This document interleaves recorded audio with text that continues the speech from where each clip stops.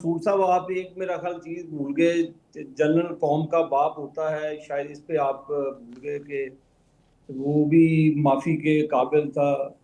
Boot को रखा गया सामने। बूट को आपको भी याद होगा कि किस तरह बूट को एक टीवी शो पे रखा गया है। इन्हीं के रुकने पार्लियामेंट थे। जनरल फैज हमीद के जरिए जिस तरह इन्होंने तस्दील की पार्लियामान की, जिस तरह जनरल फैज हमीद के जरिए इन्होंने सेनेट का इलेक्शन चोरी किया, जिस तरह जनरल फैज हमीद के जरिए और जनरल बाजवा के जरिए जी। इन्होंने 2018 में चोरी किया। उससे पहले इन्होंने जजों के साथ मिलकर हम्म। वो पाकिस्तान की तारीख के बदनमा करदार जो 3-4 जजेस थे उनके साथ मिलकर इन्होंने घिनौना जुर्म किया। नवाज शरीफ साहब को इन्होंने डिस्क्वालीफाई कराया। हम्म। तो आप मैं कौन कौन सा इनका जुर्म गिनवाऊं? नहीं, लेकिन क्या आबिद साहब, ये तो सुनने मेरी सर उनकी साइड होगी ना। तो आप भाई अपनी बात माफियों सुनने की बात करें। मेरी, मैं पहले बात करता हूँ, आपने कितनी मेरी माफिया बात मांगनी है खत्म सर? करो। इमरान खान ने क्या था कि जी मुझे तो पता ही नहीं कि असेंबली कौन चलाता है, वो तो मैं जनरल फैज हमीद से चलवाता था, वही ठीक। सेनेट के बंदे अरेंज करता था, वही एमएनए एमपीएस को हांग के लाता था। ठीक। अब ये इन्होंने पार्लियामान की बेतुकीदी की है। ये इन्होंने पार्लियामान के साथ जुल्म किया जब ये बरसर इक़्तिदार थे। इन्होंने किसको छोड़ा? मैं अपनी वाइफ के जनाजे पर नहीं आया, मुझे इसकी बड़ी तकलीफ है। हम्म। मैं भी उस वक्त बाहर था।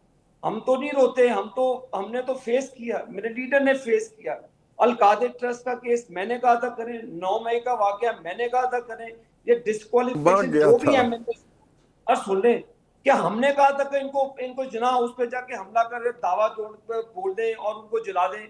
क्या मैंने इनके वुजरा ने कहा कि जी इमरान खान की कोर कमेटी के सर अंदर ये आबिद साहब, फैसले ये हुए? तो उनका पॉइंट है ना सर।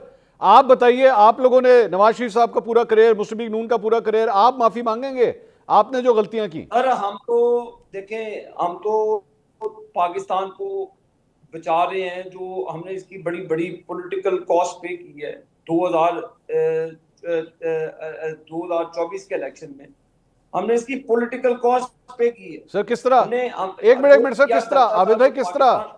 पाकिस्तान, किस सर तरह आपने सर किस जो तरह पॉलिटिकल साढ़े कॉस्ट? 3-4 साल आपने में गदर सर मचाया पाकिस्तान के आबिद अंदर। साहब, आपने किस तरह पॉलिटिकल कॉस्ट पेयर की है सर?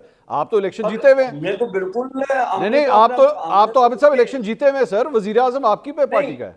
मेरी अर्ज सुन ले, जो हम थंपिंग मेजोरिटी के साथ आते थे, जिस तरह नवाज शरीफ साहब के साथ 2/3 मेजोरिटी पे आए। हाँ। इन्होंने 2/3 मेजोरिटी वाले बंदे को 2 जजेस की कलम से कर गई थी।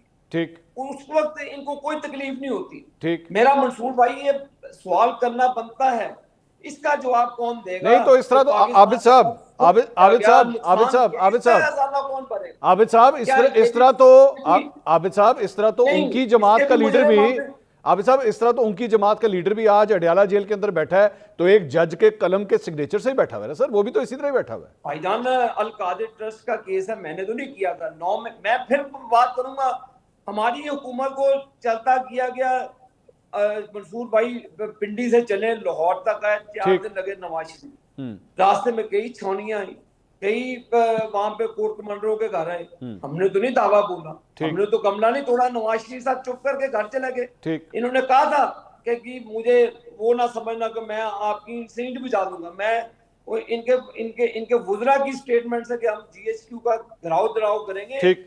जब आप मुल्क को खाना जंगी की तरफ धकेलेंगे, उसका खमियाजा भुगतना पड़ेगा। ठीक तो है। ये मेरे भाई कोई पॉलिटिकल मोटिवेटेड केस नहीं है पीटीआई के भाइयों के खिलाफ या इनकी लीडरशिप के खिलाफ। हम तो इक्तदार में नहीं थे उस वक्त ठीक है जब सर। 9 मई का वाकया हुआ। हम तो इक्तदार में नहीं थे, ओके। इंटरिम सेटअप था।